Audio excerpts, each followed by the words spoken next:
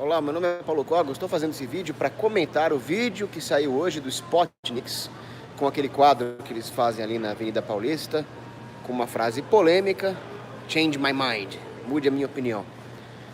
No domingo passado, ou retrasado, no domingo retrasado na Avenida Paulista, eu tive a oportunidade de discutir o tema sobre os supostos privilégios masculinos com um antropólogo, o Vinícius. E aí saiu o vídeo onde outras 3 pessoas participaram e foram muito bons argumentos que foram usados, refutando o antropólogo Vinícius. Então, as pessoas na rua, tinha uma moça, tinha até um roqueiro que estava meio doidão, mas com excelentes argumentos. Isso tudo mostrou que o povo sabe muito bem que não tem essa de privilégio masculino nem privilégio feminino. O que existe é a necessidade de parar com essa maldita guerra dos sexos, a única guerra na qual eu sou um pacifista convicto. Agora, é claro que o Spotniks é obrigado a editar o vídeo, senão ficaria muito longo. E algumas pessoas comentaram ali no vídeo que eu não respondi devidamente a última pergunta do antropólogo Vinícius. Na verdade eu respondi, mas não tinha espaço, teve que cortar, então eu estou fazendo esse vídeo para responder. O fato é que todo mundo refutou o antropólogo, né?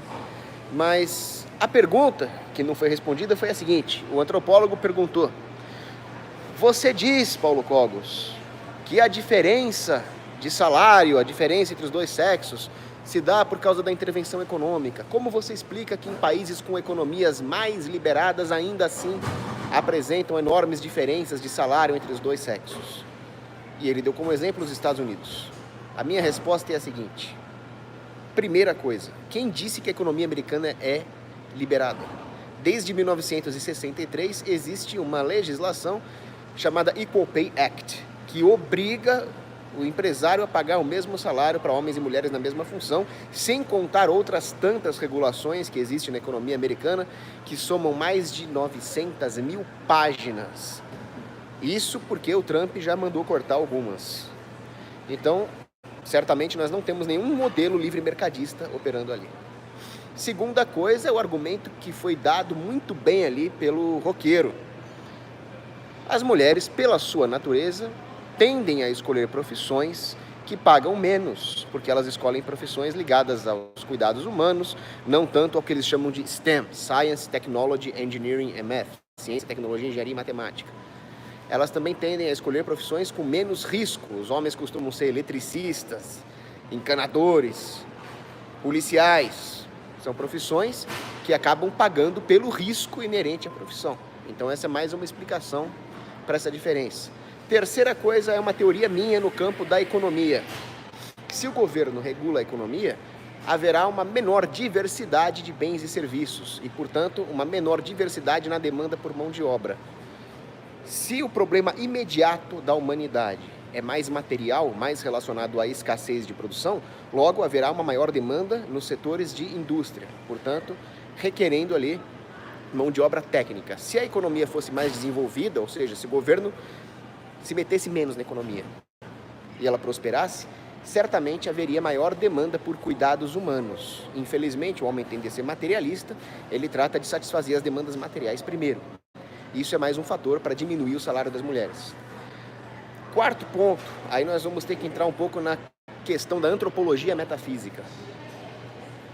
Dietrich von Hildebrand foi um antropólogo que estudou com Husserl. Ele era um discípulo da fenomenologia. E ele demonstrou que, pela sua natureza, a mulher difere do homem não só nas dimensões biológicas, mas também metafísicas. Ela costuma ter uma intelecção do mundo mais relacionada às suas paixões, enquanto o homem, pela sua natureza de doador, ele costuma ter uma intelecção do mundo mais imediatamente racionalista. Isso não significa que o homem é mais racional ou mais inteligente. Aqui nós estamos explicitando os 2 pontos de deficiência do homem e da mulher. O homem tende a ter uma deficiência racionalista, ele não dá a devida consideração às paixões, enquanto a mulher, às vezes, tende ao erro do emocionalismo. Como corrigir os erros dos dois? Através da complementariedade. O homem precisa da mulher e a mulher precisa do homem. Do contrário, nós teremos uma sociedade desordenada, onde os homens agirão de forma puramente racionalista e as mulheres vão deixar as emoções tomarem conta. Isso não significa que o homem não tem emoção, nem que a mulher não tem razão. Logo, portanto, a mulher tem uma natureza, uma tendência a procurar profissões ligadas aos cuidados humanos. E aí eu dei como exemplo, lá na discussão com o antropólogo, a Noruega. A Noruega é um país que preza muito pela igualdade, etc. Eles têm uma certa liberdade econômica, apesar de cobrar impostos absurdos, mas em termos de regulação, isso aí eu falei até na minha palestra sobre a economia dos países nórdicos,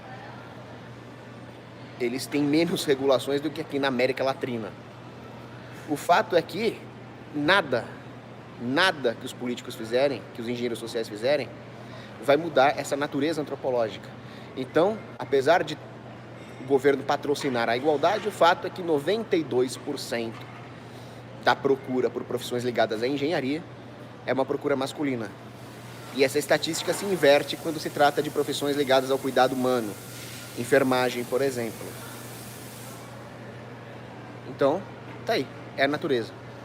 Agora, para terminar o vídeo, nós temos que entender uma coisa. Por que diabo nós ficamos nos preocupando com esses índices econométricos, estatísticos? Isso não importa. Quando nós estamos preocupados se existe igualdade salarial, nós estamos reduzindo as dimensões da existência humana a uma dimensão puramente material. Será que nós somos só isso? Nós somos o nosso salário? Isso é a crítica que até os marxistas, como Adorno, fazem a essa filosofia corporativista herdada do iluminismo liberal.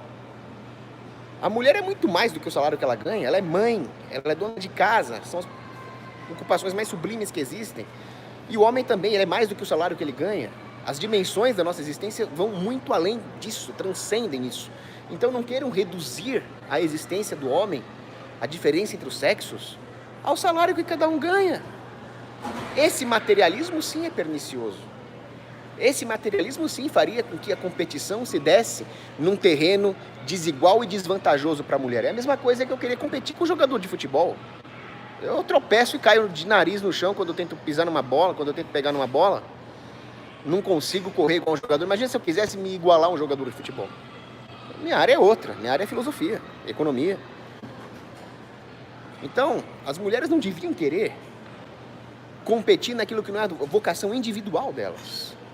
Como nos lembra o Dietrich von Hildebrand, nós estamos esquecendo o personalismo, as diferenças ligadas à nossa personalidade e às nossas categorias, e estamos substituindo por um individualismo que iguala todas as pessoas, como se fossem variáveis numa equação, e que no final resulta num coletivismo. O coletivismo e o individualismo conversam ao negar o personalismo. Esse é o grande ponto. Então, nós temos que lembrar uma frase de Schopenhauer. Ele dizia: o materialismo é a filosofia daqueles sujeitos que esquecem de levar a si mesmos em conta. Por que a mulher vai medir a si mesma pelo salário que ela ganha, quando ela é mais do que isso? Se ela seguisse as suas próprias vocações, ela poderia inclusive encontrar alguma coisa que ela faz muito bem e ganhar um salário muito maior.